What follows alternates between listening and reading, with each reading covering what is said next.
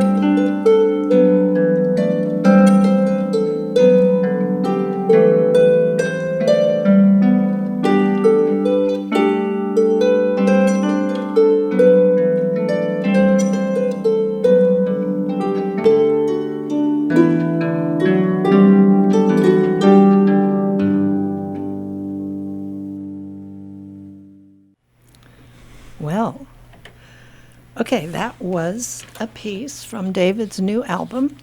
The album is called The First 50 Years, and it's from Microfest Records. That was Cantiga Antiqua from, 1972, 73? So I'm going to ask you, David, to start telling us about your early influences, how you got into music. Well, Marina, I grew up not thinking of myself as a musician or yet alone a potential composer. I grew up in Southern California and came of age in the 1960s, which was a golden age of popular music from the British invasion through folk rock, through the psychedelic era, and I was a big fan of that music.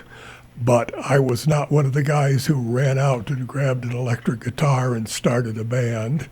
As I say, I was convinced by public education that I had not any musical talent. That can happen. Yes. And those were the good times in public education. There was still music and art in the schools. Yeah. So one of the things that affected me was in 1966 was released Freak Out by Frank Zappa and the Mothers. Mothers of Invention. Well, that's what the record label made them call themselves. Oh, really? Yes. I didn't know. They wanted to call themselves the Mother. Blank, blank. Yeah. So, and there were tracks on that album were unlike anything I had ever heard, certainly in popular music. And that drew me into the Hollywood freak scene and to Vito Paulekas and his dance troupe. And if you want to Google or look on YouTube, you can find a lot about Vito Paulekas. So I became a dancer from the ages about 17 to 19, and we danced with all the major acts touring in local bands and all the rock venues around around LA. So that was my relationship to music up to that time. Including the Whiskey A Go-Go. The Whiskey A Go-Go, the Cheetah, the Kaleidoscope, the Right. Shrine Auditorium. In 1969, I was an art student at the Chouinard Art Institute in LA, which was later incorporated into Cal Arts. And in that year, a teacher named Sue Ellen Case gave a class called Music Participation that was aimed at non-musicians. And in that class, we built instruments, some of us more skillfully than others, and tried to create music for them. And in the course of that class, my friend Lori brought in as a guest her friend Dean Drummond, who was a member of the Harry Partch ensemble, and later a director of one of the posthumous Partch ensembles. And he showed some movies of Partch and played some music and gave a lecture on just intonation, which none of us understood. But that planted seeds in my mind. Right. Partch had built his own instruments to play a 43 note octave, as I Right. recall, which is quite radical. So that was your first kind of exposure to the idea of other possible tuning systems than Yes. the conventional one, and to instrument building. Both of those critical things in my development. Okay. Well, we're going to play a little piece of Harry Partch, a track from his album on HP Collection Volume 1 called 11 Intrusions. Study in the ancient Greek enharmonic scale.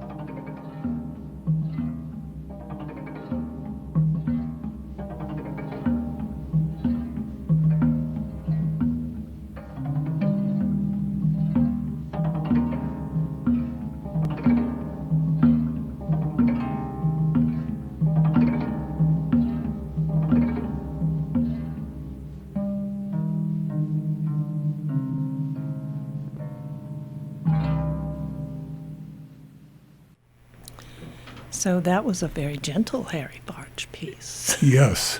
And I remember hearing that specific piece Oh, in that class, studying in Archytas Enharmonic. I had never heard anything the like of that before, and it stuck in my head all these many years. right, right. Well, Partch was one of the people who brought, and then more so for Lou Harrison, brought Asian music into the American lexicon of new composers. Although Partch was such a radical, weird genius. And he was the first American composer to work in just intonation. Right, right. Lou was the second. And the other thing that happened in that class is that the teacher, Sue Ellen, gave me permission to be a composer. she said, "You don't have to go to the conservatory for 4 years. You don't have to major in music theory. Just do it." And I was rather foundering as a visual artist at that point. And so I decided that I was going to be a composer. I didn't know how I was going to go about it, but that's what I was going to do. And one of the first things I did is started listening to all kinds of music that I'd never heard, and that was the age of inexpensive non-such Explorer LPs. Right. And I'd buy like one of them a week, and two things that I discovered early on became foundational to my music. One was Gamelan, and the other was medieval polyphony. Right, right. So then you lived in San Francisco after that?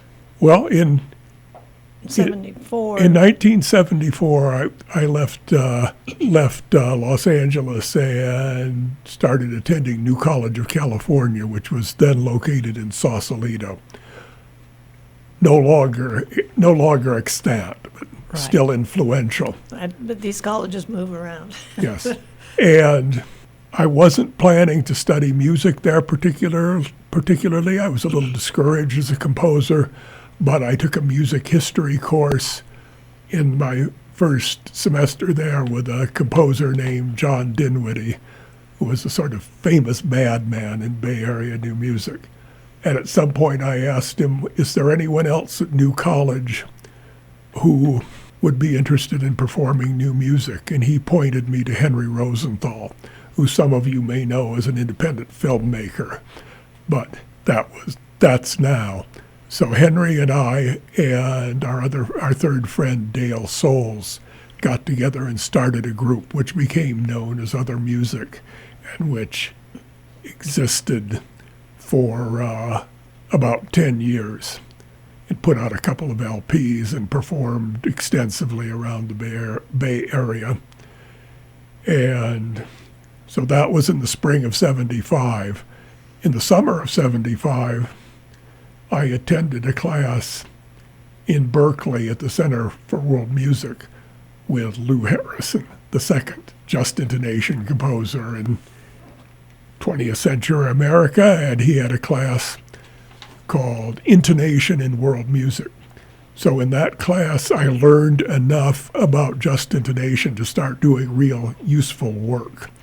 And also, at the time, he and his life partner, Bill Kolvig, were expanding their first American gamelan, which was an ensemble made out of tuned conduit pipe and aluminum plates and coffee cans.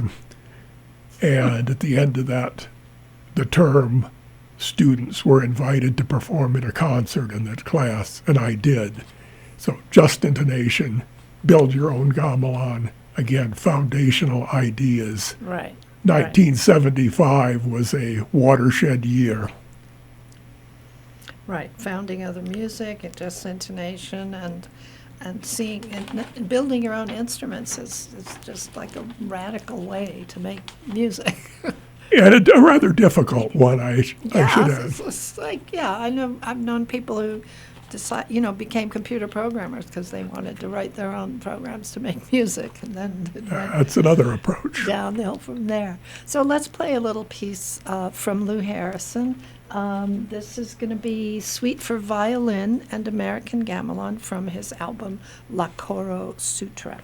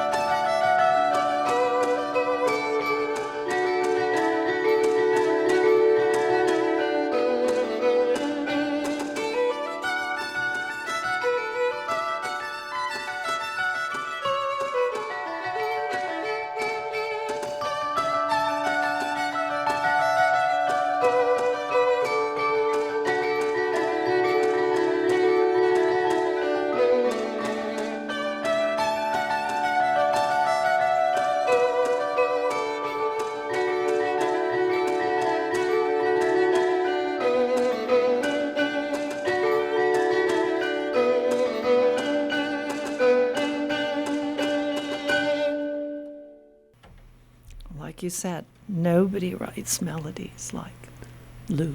Yes, he described himself as a melode, as a song and dance man in the abstract. He was an amazing person. Yes.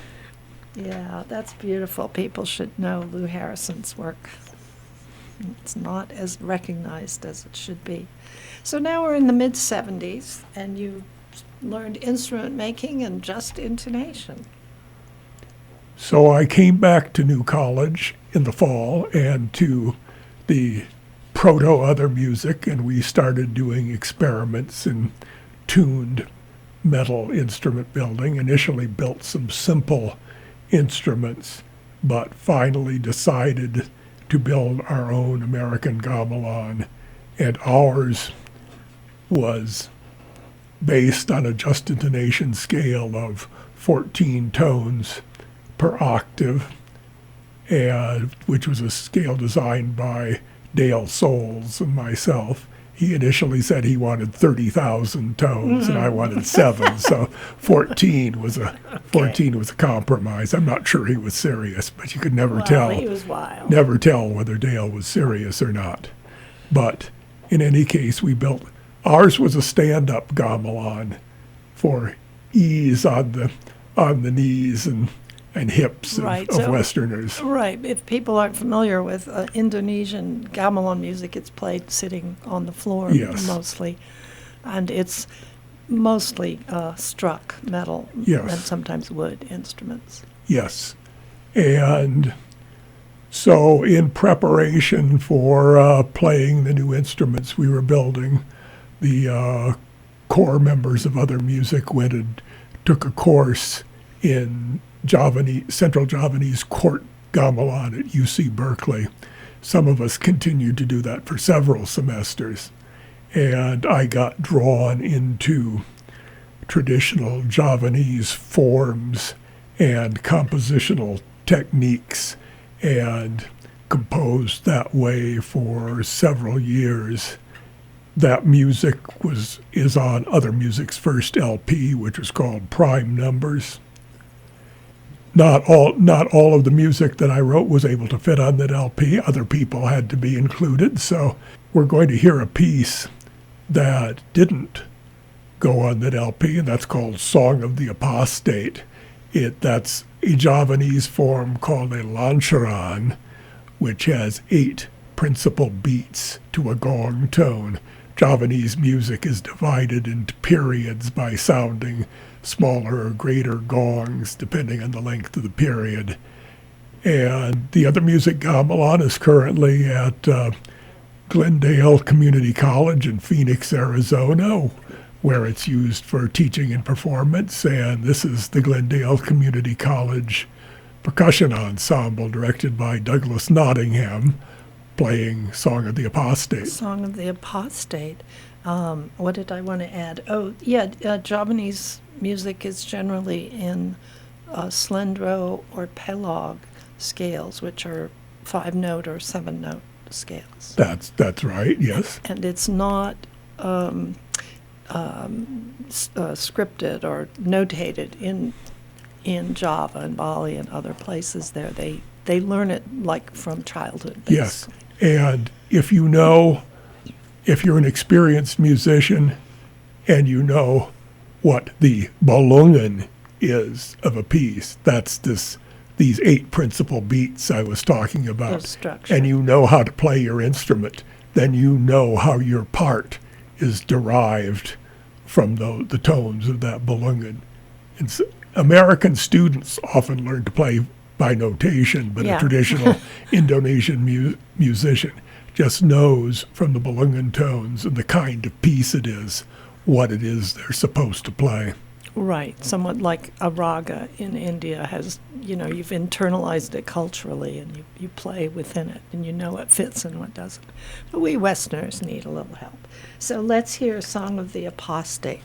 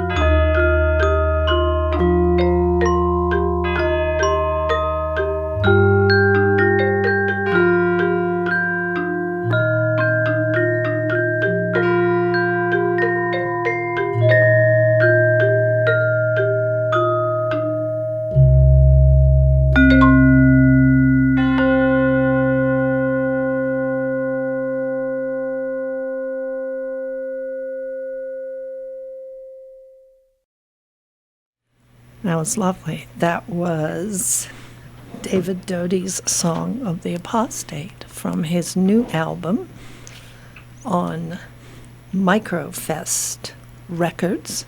Just came out. It's called The First 50 Years, presuming there's going to be another.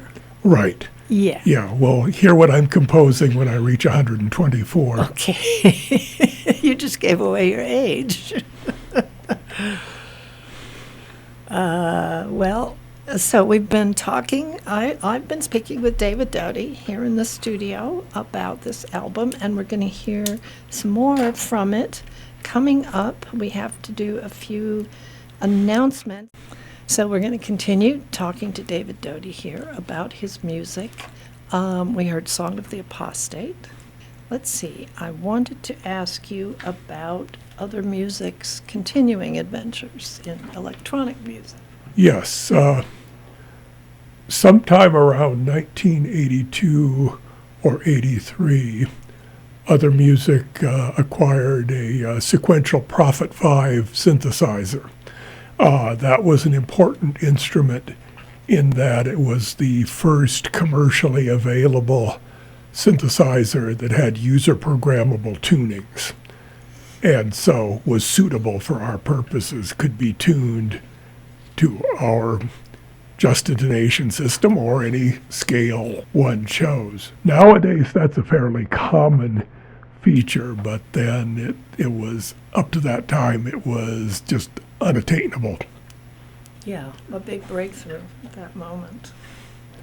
And it partially in response to that and other factors, my compositional style was changing and expanding beyond the traditional Javanese style like you heard in Apostate. And one of the pieces I wrote around this time is called Incidents Out of Context, and that was originally the soundtrack to a performance piece designed by Bay Area artist Laura Faribault for her troupe, Nightfire Theater. And the acts in that performance were referred to as incidents. So when I put it together as a standalone instrumental piece, I called it Incidents Out of Context. Of course. This was a performance, right? So by Lara Faribault.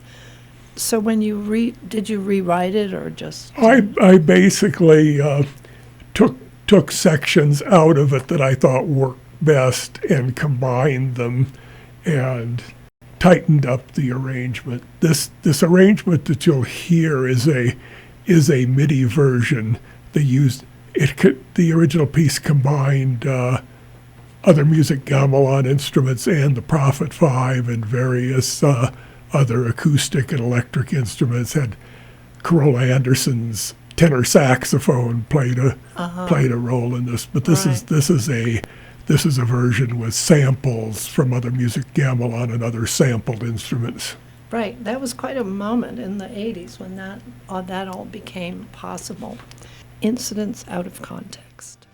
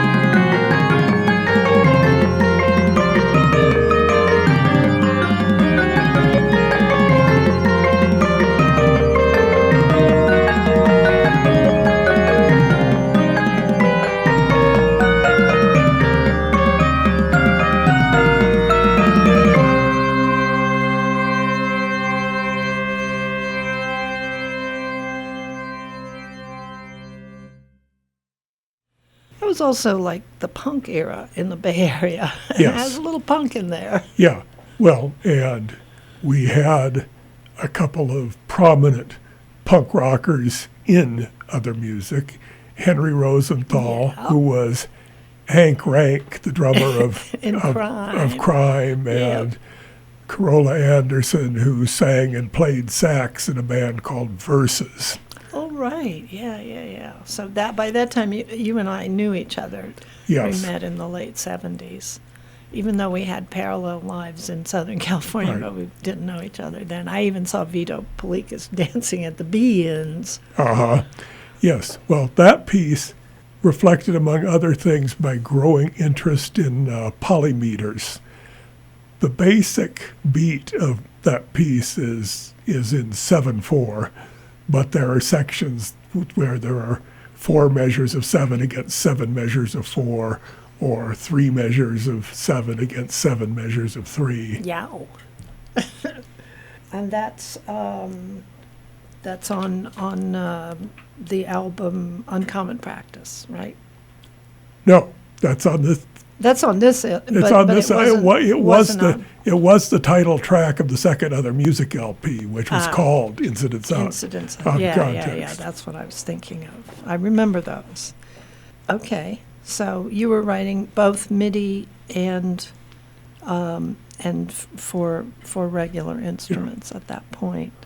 Well, not MIDI yet. Synthesizers the synthesizers played live at that point. Right.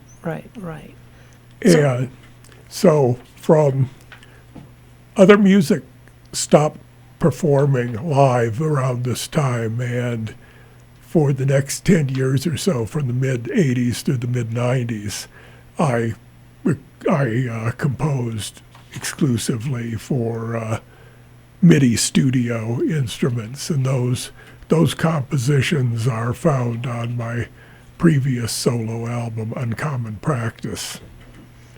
Then around 2000, while continuing to write some MIDI pieces, I also started writing again for acoustic instruments that are playable in real time. We heard Willa Roberts earlier with her group Romilia Collective. One of the pieces I wrote that combines acoustic and MIDI instruments is a piece called Parthenion, which is a setting of an ancient Greek poem, the Parthenion of Alkman, which is one of the oldest known ancient Greek poems. I've been a student of ancient Greek pretty much forever, since my college days. And when I first read this poem, I thought, this ought to be set to music for an ensemble singing in the Bulgarian women's choral style. Right. And it took me a long time to manage that, both the writing of it and finding someone who was willing and able to record it. But in this recording, Willa Roberts sings all the parts. There are about a dozen Willas Right. in there, recorded in the studio and overdubbed. And also the prelude the instrumental prelude that it begins with is done with sampled instruments. Okay, so let's listen to Parthenion.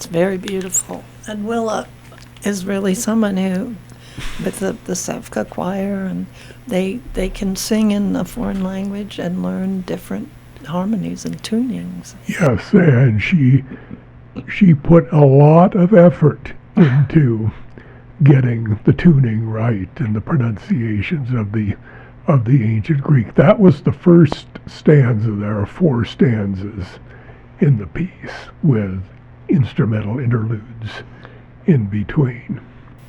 So originally, I mean, this poem was written to be sung by a chorus of young maidens. Yes, that's Parthenion means Parthas. maiden song. Right. And a lot of it, they're singing about themselves.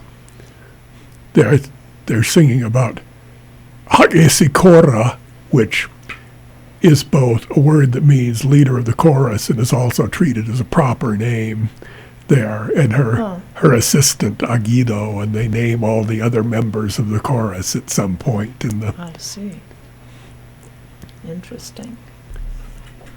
All right. Well, what do you got for us next? Well, an acoustic piece that I wrote in 2017 is the suite in the Cinna tuning.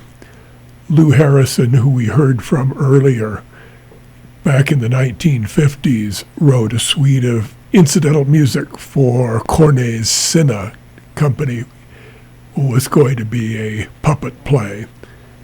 And he composed that for the tack piano, Right. an upright piano with thumbtacks in the hammers, basically because he couldn't afford a harpsichord in those days. Not So, to imitate John Cage's prepared piano No. or anything like that. although he and Cage were buddies back in the 40s, but went in very different directions. Yeah.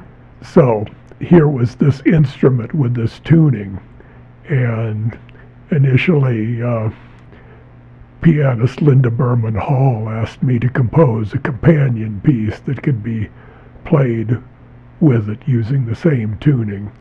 Oh, that's where it came from. Right. And so my piece has 5 relatively short movements that use each a different scale extracted from the tuning and a different compositional style. And this is movement number 2, which is called Slow Air Sean Nos. Sean Nos is Irish Gaelic for old style, and it refers to an elaborately ornamented style of solo singing. Traditional Irish music is another of my compositional influences. Right. And your ethnic roots as well. Yes. If only they'd give you a passport. So let's listen to Slow Air.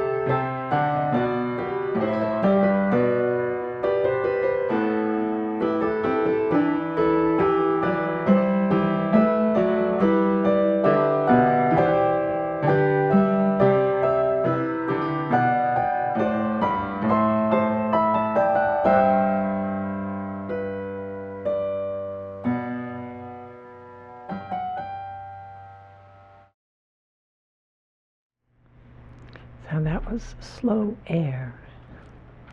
And that was performed by pianist Alexis Ulrich, another student of Lou Harrison and a fine composer in her own right.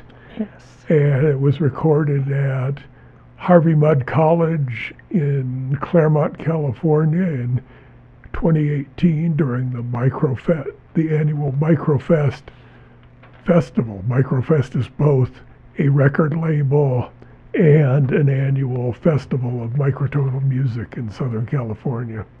Right, we've been there. Yes. So the last piece that you've selected for us to hear tonight has the wonderful, intriguing title called "What Would Debussy Do?" What would he do? Well, this is a question, and I don't know whether this is the correct answer or not. But he's dead and can't complain.